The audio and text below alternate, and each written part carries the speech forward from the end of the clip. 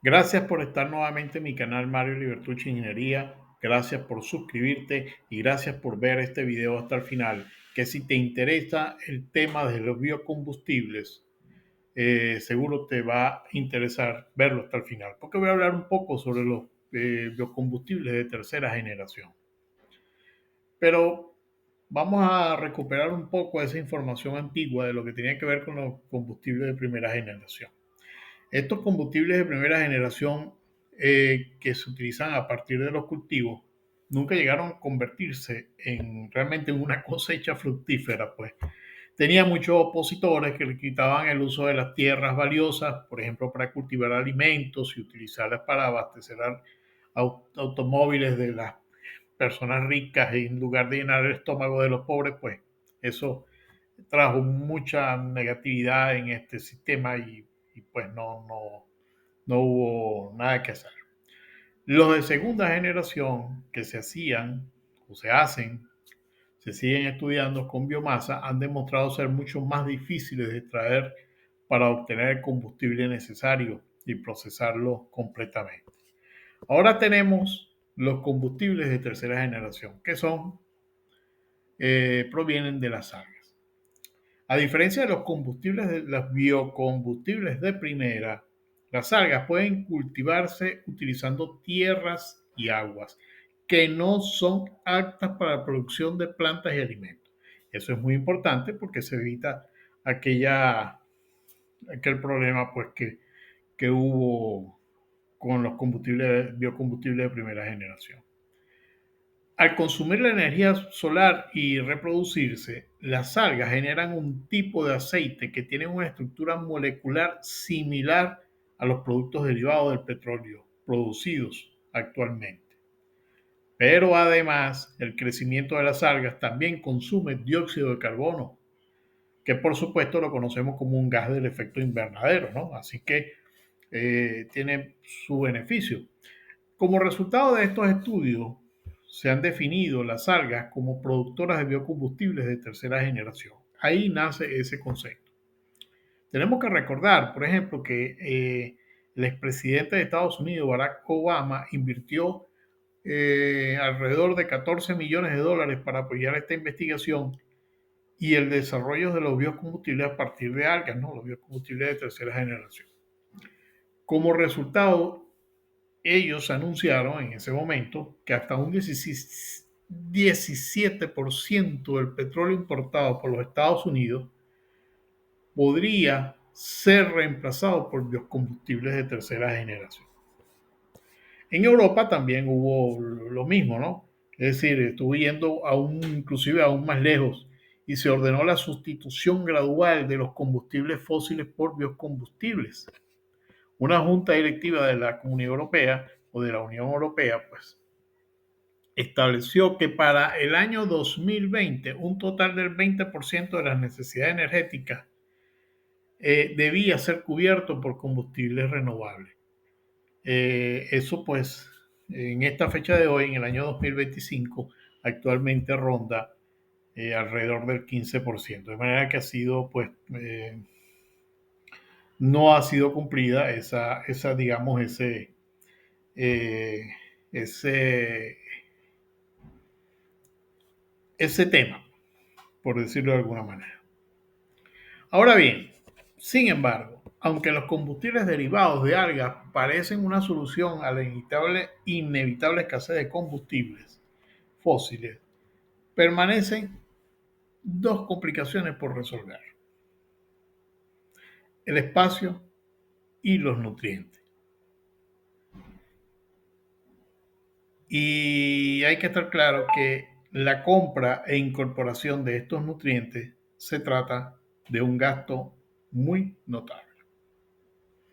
Bueno, pero la Unión Europea financió un proyecto que tenía como objetivo unir el problema y la solución y vincularon a las industrias del agua y los biocombustibles.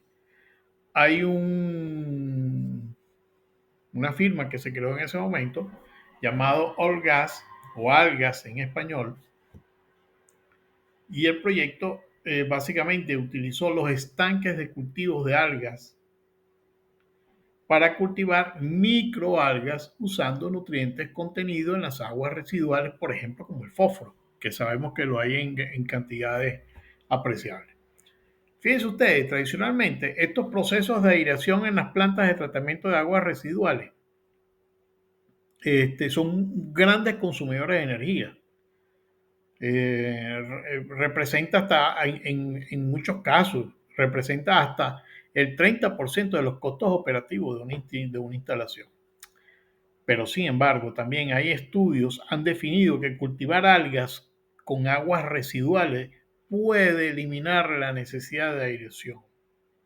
Y de esa forma se reduce el consumo de energía notablemente. ¿Ok? Ahora, si se convierte el tratamiento a un pretratamiento anaeróbico, lo que significa que generará biogás desde el inicio en lugar de destruir la materia orgánica y además no se necesitará aireación, es una idea bastante interesante. Pues finalmente se tendrá una salida neta de energía de la conversión de algas, ya sea en aceites o en gas. Pero hay que preguntarse cómo hay que hacer esto técnicamente. Pues el tratamiento propuesto por este grupo de investigación puede eliminar la necesidad de aireación en las aguas residuales. La respuesta es mediante la conversión inicial a biogás. En primer lugar, un tratamiento anaeróbico convertirá la mayor parte de la energía orgánica en biogás, es decir, CH4 y CO2. Luego, las algas absorberán el nitrógeno y el fósforo. Como las algas transformarán la mayoría de los nutrientes en biomasa, también producirán oxígeno en el proceso, ya que absorben CO2 y se libera oxígeno durante su proceso metabólico. ¿Ok? Como resultado, la aireación no va a ser necesaria. La mayor parte del carbono orgánico se transforma en energía a través del biogás. Los nutrientes se incorporan a las algas que producen oxígeno para cualquier acción de pulido que sea necesaria. Ahora, solo parece lógico utilizar los nutrientes de las aguas residuales para cultivar biomasa de algas. Por un lado, podemos ahorrar la energía de aireación y por otro, obtener fertilizantes de algas y limpiando las algas residuales sin la generación del lodo que tanto complican su eliminación y su manejo en esas plantas de aguas residuales, pero además de todo, están produciendo biocombustible. ¿Cuáles son los retos que tenemos que ver con el espacio? Ahí es donde están los problemas. Se estima, por ejemplo, que para una operación a escala comercial se necesita un sitio de unas 10 hectáreas. Los objetivos, por ejemplo, de Aqualia para el proyecto de Europa, cada hectárea debería producir 20.000 litros de biodiesel.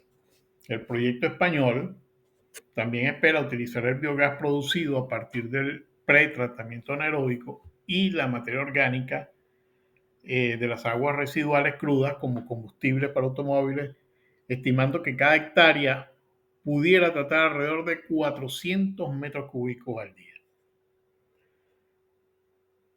Pero dejando a un lado estas estadísticas, el problema del espacio persiste y continúa. Sin embargo, hay un beneficio adicional que ha hecho que el crecimiento de las algas sea atractivo en comparación con los otros combustibles en su consumo de gases de efecto invernadero, principalmente el CO2, para poder crecer. Aunque el carbono capturado y consumido por las aguas inevitablemente se va a liberar más tarde cuando se utilice como combustible en automóviles, vamos a estar claros porque eso siempre también se ha dicho, bueno, utilizamos el CO2 pero igual lo vamos a liberar más adelante. También podría ser un paso en la dirección correcta para reducir el impacto de un mundo que aún depende firmemente de fuentes de combustible emisoras de CO2. Lo cierto de todo El proyecto se llevó a cabo en dos etapas. Utilizando una instalación prototipo para confirmar la escala de la planta a tamaño completo durante los primeros 2 años, se sugirió en ese momento que el proyecto podría implementarse en las instalaciones ya existentes de Aqualia a lo largo de la franja mediterránea, incluyendo Italia, Portugal, Egipto e incluso en algunas plantas de América del Sur, todas las cuales tienen las condiciones favorables, lo que significa que el clima es ventajoso y la tierra está disponible. Claramente la conversión de algas en combustibles es posible y se ha demostrado a escala de laboratorio. En los últimos 15 años ha habido avances muy significativos en el estudio y producción de biocombustibles a base de algas, especialmente en lo que se conoce como los biocombustibles de tercera generación. Ahora, vamos a hablar un poco de esos avances científicos y tecnológicos. Primero, la selección y la mejora genética de las especies de algas. Se han identificado microalgas de alta capacidad de acumulación de lípidos, es decir, de grasas, que pueden producir hasta un 50% de aceite por peso seco. Bastante. Por ejemplo, como un punto muy interesante, el cultivo optimizado, porque se han desarrollado sistemas de cultivo más eficientes, como los fotobioreactores cerrados, que ellos permiten controlar mejor las condiciones ambientales y aumentar la productividad. Como un punto 3, que es muy interesante también, que los procesos de conversión avanzados, tales como las tecnologías para la licuefacción hidrotermal, que es lo que se le llama el HTL, permiten convertir la biomasa húmeda de las algas en un biocrudo sin necesidad de secado previo, lo que reduce significativamente los costos y mejora, por supuesto, la eficiencia. Como un último punto que no deja de ser interesante es la aplicación de bioingeniería como el CRISPR-Cas9, que es un proceso que modifica genéticamente algas y microorganismos, aumentando su rendimiento energético y las resistencias y condiciones adversas. Así que las cosas no están allí, como se puede pensar con respecto a los biocombustibles de tercera generación. Ahora, ¿cuáles han sido las últimas investigaciones, digamos, importantes o destacadas hasta hoy con respecto a esto? Bueno, en el proyecto Aquafoods, que se hizo aquí en la Comunidad Europea, en la Unión Europea, se estudió la viabilidad de integrar algas en cadenas de producción de biocombustibles, promoviendo además la creación de la Asociación Europea de Biomasa de Algas, EABA, que está haciendo trabajo muy interesante. Segundo, las investigaciones que se han hecho en España por ITC y CEPSA, que son dos empresas ligadas al sector energético, donde se han cultivado microalgas en aguas residuales y salinas, muy interesantes, para producir biocombustibles mediante el HTL, con un enfoque totalmente sostenible y una economía circular perfecta. Y, por ejemplo, como las universidades como la Yuan Sep, la Tarapacá y la Nottingham de Malasia han publicado revisiones de ciertos procedimientos sobre estrategias muy particulares de la bioingeniería para mejorar la producción de de biocombustibles provenientes de las algas. De manera que es un tema que se sigue manejando. ¿Cuáles son las ventajas ambientales y económicas de todo esto? Primero, la captura de CO2, que ya lo hemos dicho o que ya se los he dicho. Las microalgas pueden absorber grandes cantidades de CO2, por supuesto, ayudando a mitigar el cambio climático. Segundo, importante, no compite con cultivos alimentarios. pueden crecer en aguas no potables y en terrenos no agrícolas. Y tercero, la alta productividad puede duplicar su biomasa en menos de 24 horas. Interesante. Ahora, ¿qué retos hay pendientes? Siguen teniendo los retos de costos de producción, que a pesar de todos los avances y todas las optimizaciones, aún mantienen un costo elevado. La escalabilidad de los sistemas de cultivo, el refinamiento de ese biocrudo para cumplir los estándares actuales de combustibles comerciales. Actualmente existen iniciativas industriales que están produciendo biocombustibles a base de algas, aunque la mayoría se encuentran en fase piloto o precomercial, con algunas excepciones que ya operan a mayor escala. Por ejemplo, ¿cuáles? La de Viridis y ExxonMobil en Estados Unidos. Viridis es una empresa de biotecnología que se ha asociado con la ExxonMobil para desarrollar biocombustibles de algas con fines comerciales. Están trabajando en cepas de microalgas modificadas genéticamente para aumentar la producción de lípidos, y el objetivo es producir biocombustible para aviación, fíjense ustedes, y transporte pesado, con una huella de carbono extraordinariamente reducida.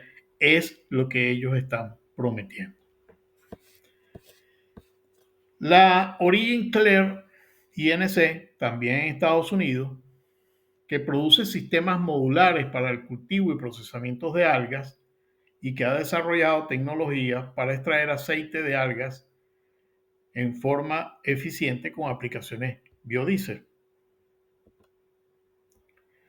La Jennifer Corporation, también de Estados Unidos, especializada en la tecnología de licuefacción hidrotermal, HTL, para convertir la biomasa húmeda en algas en biocrudo, y colabora con instituciones públicas para escalar producción, etc.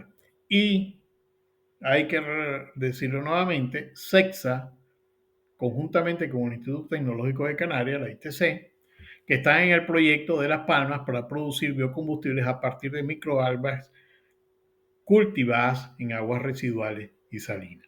Utilizan la tecnología HTL para producir biocrudo que luego se refina para uso en transporte terrestre, marítimo y aéreo. ¿Dónde se van a aplicar el resultado de estos proyectos? Pues en el transporte marítimo